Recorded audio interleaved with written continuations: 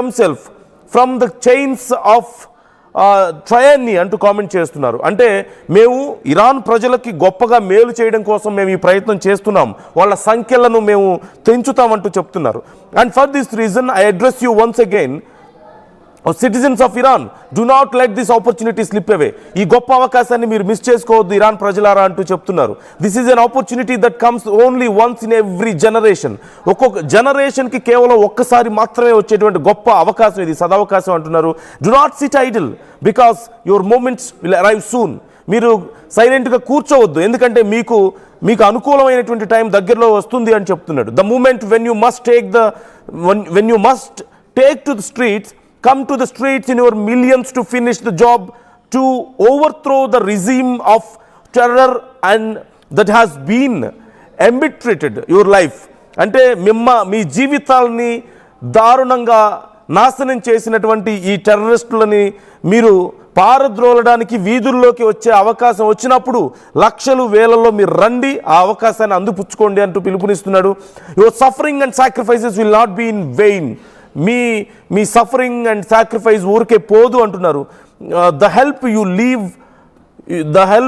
You have longer for has now arrived. అంటే ఇన్ని రోజులు మీరు you have longed for has now arrived అంటున్నారు. అంటే ఇన్ని రోజుల పాటు మీరు ఎలాంటి ఒక సపోర్ట్ కోసం అయితే వెయిట్ చేశారో ఆ సపోర్ట్ మీకు దొరికింది అని చెప్తున్నాడు. Help has arrived and now the time has come to unite for the historic mission. ఒక చరిత్రలోనే నిలిచిపోయేటువంటి ఈ మిషన్ ఇక ఆరంభం అవ్వాల్సిన సమయం వచ్చింది, ఆ టైం వచ్చింది అంటున్నారు. Citizens of Iran, Persians, Kurds, Azeris, Ahwazis and Baluchis, now it is the time to unite your forces to overthrow the regime and secure your future. అంటే ఇరాన్ ప్రజలారా, మీకు ఇదే సమయం, మీ భవిష్యత్తును కాపాడుకోవడానికి మీకు ఇదే సమయం. వచ్చిన సదావకాశాన్ని ఉపయోగించుకోండి, రోడ్ల మీదకి రండి, ఈ కొద్దిపాటి మిగిలినటువంటి వాళ్ళని కూడా పారద్రోలండి, మీ జీవితాలను నాశనం చేసిన వాళ్ళని అంటూ పిలుపునిస్తున్నారు బెంజమిన్ నెతన్యాహు. మనం చూస్తున్నాం. So it's already over viewers. Almost 80% of the war is over. Just 20% remaining. ఈ ముఖ్యమైన కొంతమందిని కూడా ఫినిష్ చేస్తే ఒకవేళ ఇప్పుడు బెంజమిన్ నెతన్యాహు చెప్తున్నట్లుగా ఆ కొద్దిపాటి టెర్రరిస్ట్ గ్రూప్స్ ఏవైతే ఉన్నాయో, ఆ స్పాట్స్ ఏవైతే ఉన్నాయో వాటి మీద కూడా మేము దాడి చేస్తే ఇక పూర్తి స్థాయిలో ఇరాన్ ప్రజలకి ఫ్రీడమ్ దొరుకుతుంది అంటూ చెప్తున్నారు. అండ్ ట్రంప్ అండ్ నెతన్యాహు వీళ్ళిద్దరూ చెప్పేది ఒకటే మాట, all this war, all this destruction, ఇదంతా కూడా ప్రజల కోసం చేస్తున్నామని చెప్తున్నారు. ఇరాన్ ప్రజల కోసం మేము చేస్తున్నాం, ఇది మా కోసం కాదు అన్నట్లుగా మాట్లాడడాన్ని మీరు చూస్తున్నారు. We know the outcome, we know the reason behind all this. మనందరికీ తెలియదేం కాదు ఎక్కడ మొదలైంది, ఎందుకు మొదలైంది, ఏ కారణం చూపిస్తున్నారు, చివరికి ఎటు వెళ్తోంది అనేది. But one thing is real, one fact is there, that people are awaiting for this moment.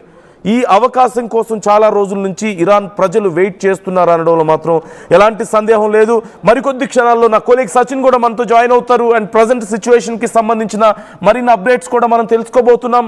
మొత్తం మీద Israel is very clear that they are not going to stop now. US is already stop their attacks.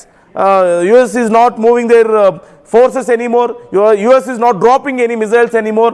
ఇప్పటికైతే కొంచెం relief ఇచ్చింది US నుంచి. కానీ Israel ఈ అవకాశాన్ని వదులుకోవాలనుకోవడం లేదు. తమ శత్రువులని పూర్తిగా శేషం లేకుండా అని మనం తెలుగులో ఒక మాట మాట్లాడుతుంటాం కదా. అంటే ఏ చిన్న అవకాశం కూడా లేకుండా, ఫ్యూచర్కి శత్రువులు అనేవాళ్ళు లేకుండా పూర్తిగా తుదముట్టించేందుకు ప్లాన్ చేస్తున్నారు. They are planning for more attacks. మరిన్ని అటాక్స్ మేము చేస్తామని చెప్తున్నారు. ఇప్పుడు అటాక్స్ చేసినవైనా, ముందు అటాక్స్ చేయబోయేవైనా సరే అన్నీ కూడా ఇవి ఉగ్రవాద స్థావరాలుగా వాళ్ళు చెప్తున్నటువంటి పరిస్థితి కనపడుతోంది.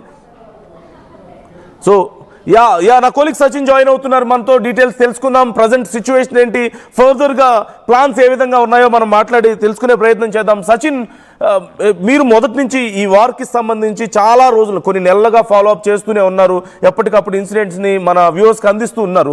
So do you think it's almost 80% over? ఈ వార్ ఖమేనీ మృతితో 80% యుద్ధం అయిపోయింది. అమెరికా కొద్దిగా సైలెంట్ అయినా సరే ఆ రిమైనింగ్ 20%ని కూడా ఇజ్రాయిల్ పూర్తి చేసే పనిలో ఉన్నట్లుగా కనపడుతుంది. అంటే మేము కంటిన్యూ చేస్తాం స్ట్రైక్స్ అని చెప్తున్నారు ఉగ్రవాద స్థావరాల మీద. So what is the current situation? And ఈ రోజు రేపట్లో ఏదో భారీ మార్పు ఉండబోతుంది అంటూ పిలుపునిస్తున్నారు నెతన్యాహు ప్రజలకు కూడా, ఇరాన్ ప్రజల కోసం కూడా. సో ఏంటి స్టేటస్ ఏంటి అసలు? బట్ మీరు అన్నమాట మాత్రం వాస్తవం. 80% వార్ అయితే మాత్రం చూస్తూ ఉంటే కంక్లూషన్కి వచ్చినట్టు అనిపిస్తోంది నందు. మీరు అన్నమాట ప్రకారం చూసుకుంటే ఆయతుల్లా అలీ ఖమేనీ మరణం తర్వాత ఇది ఒక కొలుక్కొచ్చింది. ఎందుకంటే దాంతోపాటు ఆయన నెట్వర్క్గా మాట్లాడుకునే చీఫ్ కమాండర్స్ కావచ్చు, ఆర్మీ కమాండర్స్ కావచ్చు, లేకపోతే ఆయన సన్నిహితంగా ఉన్న నెట్వర్క్ కావచ్చు, వీళ్ళందరూ కూడా మరణించారనేది వినిపిస్తున్నమాట. బట్ ఆఖరిలో ట్విస్ట్ గురించి మాట్లాడుకున్న సందర్భంలో ఎవరినైతే వీళ్ళు చంపేసాం అనుకుంటున్నారు, మిగిలిన నెట్వర్క్ అంటే ఐఆర్జీసీ గురించి మాట్లాడుకోవాలి. ఎవరైనా కొత్తగా చూస్తున్న వాళ్ళు ఐఆర్జీసీ అంటే కాస్త కన్ఫ్యూజన్ అవ్వచ్చు, వాళ్ళకి క్లారిటీ ఇచ్చే ప్రయత్నం చేస్తాను. ఇరాన్ రెవల్యూషనరీ గార్డ్స్ కార్ప్స్, ఈ ఐఆర్జీసీ అనేది వాళ్ళ టాప్ నెట్వర్క్ని కోల్పోయినప్పటికీ వాళ్ళు ఇండివిజువల్గా ఇప్పుడు పోరాడుతున్నారు. ఒక విధంగా చెప్పాలంటే ఇది ఎగ్జాక్ట్గా కంపారిజన్ కరెక్ట్ కాకపోవచ్చు, బట్ మనకి కాస్త దాని ఏమంటారు ఆ సింక్రనైజేషన్ కోసం, ఆలోచన కోసం చెప్పే ప్రయత్నం చేస్తున్నాను. రక్తబీజులు అంటూ ఉంటారు కదా, అంటే ఒకరు చచ్చిపోయిన తర్వాత వాళ్ళ రక్తం నుంచి ఇందులో పుడుతుంటారని చెప్పి. బట్ కంపేర్గా నేను ఎగ్జాక్ట్గా కంపారిజన్ చెప్పట్లేదు, బట్ అందాజుగా చెప్పే ప్రయత్నం అన్నమాట. సో ఆ విధంగా టాప్ కమాండర్స్ చనిపోయినప్పటికీ ఇప్పుడు ప్రతి ఒక్కరూ టాప్ కమాండర్గా మారిపోయారు ఐఆర్జీసీకి. ఎందుకు నేను ఈ మాట అంటున్నానంటే ఇక్కడ క్లారిఫై ఇచ్చే ప్రయత్నం చేస్తాను. ఎందుకంటే ఇరాన్ మీరు అఫ్కోర్స్ మీరు కూడా ఫస్ట్ నుంచి దీన్ని ఫాలోఅప్ చేయడం జరుగుతుంది. వ్యూయర్స్ కూడా చాలా మటుకు తెలుసు. అరేబియా సముద్రంలో ఇప్పటికే అబ్రహం లింకన్ని వాళ్ళు డిప్లాయ్ చేయడం జరిగింది America. So Iran first target Abraham Lincoln. దాంతోపాటు అటు యుఎస్ గెరాల్డ్కి సంబంధించి ఈ రెండో వీళ్ళకి టార్గెట్. వాళ్ళ టార్గెట్లో ఎక్కడ గల్ఫ్ కంట్రీస్ లేవు, గల్ఫ్ కంట్రీస్లో ఉన్న అమెరికన్ బేసెస్ అనేవి లేవు. అఫ్కోర్స్ దాడులు చేస్తూ ఉంటూ చెప్పుకొచ్చినప్పటికీ ఎందుకంటే వీళ్ళకి క్లారిటీ ఉంది, వీళ్ళు ముందుగా దెబ్బతీయాల్సింది అమెరికాను కానీ మిగతా వాళ్ళని కాదు. బట్ ఎప్పుడైతే వీళ్ళు టార్గెట్ చేయడం ప్రారంభించారో, ఎప్పుడైతే వీళ్ళు టాప్ కమాండర్స్ని కోల్పోయారో, ఇటు దిశలేని ఒక వ్యవస్థగా మారిపోయింది ఐఆర్జీసీ.